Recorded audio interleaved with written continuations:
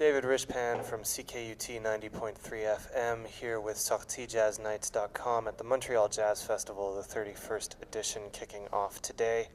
And we're joined by pianist and composer Vijay Iyer, who's giving two performances tonight, solo at the Chapelle Historique de Bon Pasteur at 7 p.m. and then in trio with Stefan Crump and Marcus Gilmore at 10:30 p.m. at Jésus. Welcome, Vijay.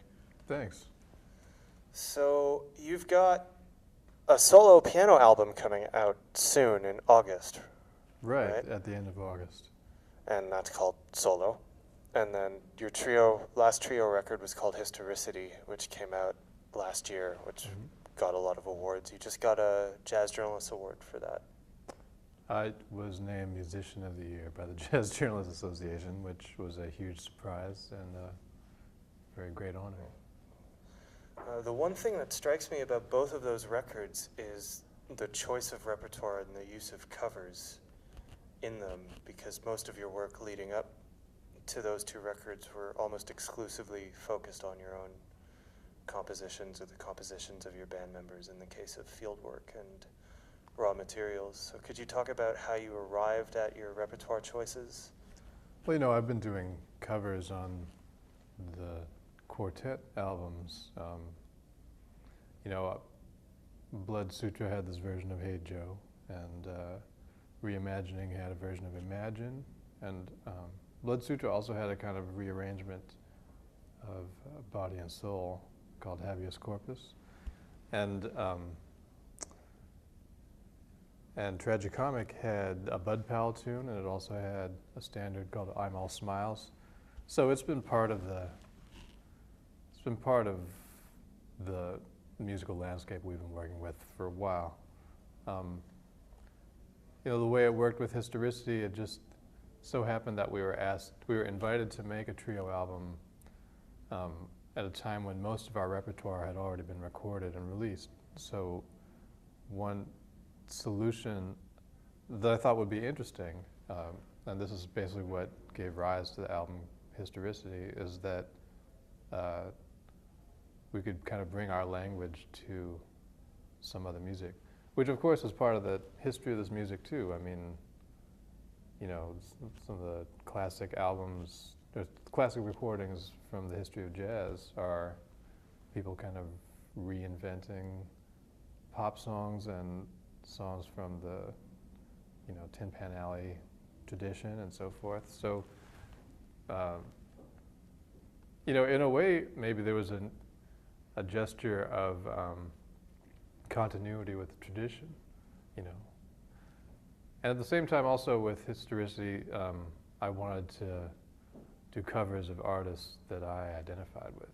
So, you know, Andrew Hill, who was a kind of friend and mentor figure for me, Julius Hemphill, who's an incredible composer, and MIA, who's an artist who I really admire, Stevie Wonder. You know, these are, I guess, you know, well, like I said, it's about kind of asserting a continuity with the past and also what it means to make a repertoire album, you know, what that means today.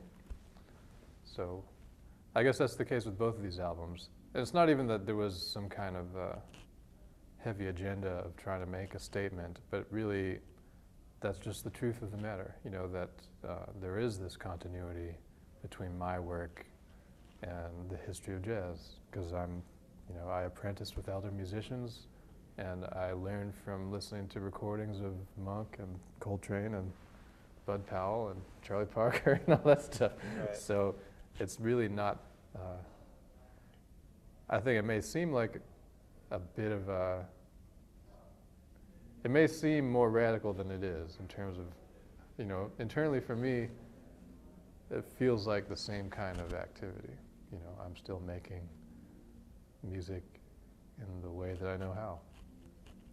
When I had the opportunity to study with you at the Banff Center, you made a statement when you were asked about your use of Carnatic South Indian rhythmic patterns and formulas, that it was more a concept you use in the generative process, and that it wasn't so much your concern whether or not it sounded Indian and whether the listener could pick up on that. And just in terms of concept more generally, I was wondering if that's still your view in terms of letting the listeners in on your concepts and your process. I know the liner notes of Historicity were pretty clear about the use of rhythmic modulation to reflect our perception of time.